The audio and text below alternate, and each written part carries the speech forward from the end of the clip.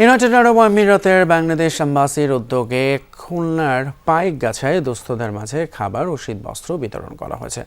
রোববার দুপুরে উপজেলার কপিলমুনি শ্রীরামপুর গ্রামের Zia primary health care centre প্রাঙ্গণে 2 শতাধিক পরিবারকে সহায়তা দেওয়া হয়। শীতবস্ত্র বিতরণ করেন বৈদেশিক সহায়তা বিষয়ক পরিচালক রাশেদ আল মাইল আল জাবি। পরে তিনি এলাকার মানুষের সাথে কুশল বিনিময় করেন। বাংলাদেশে আরব আমিরাতে সহায়তা অব্যাহত থাকবে বলে আশ্বস্ত করেন এই কর্মকর্তা। এ সময় সমাজসেবক খন্দকার এনামুল হক, বাংলাদেশ সংবাদ সংস্থা বাসোসের চেয়ারম্যান আনোয়ার আল দিন সহ অনেকে উপস্থিত ছিলেন।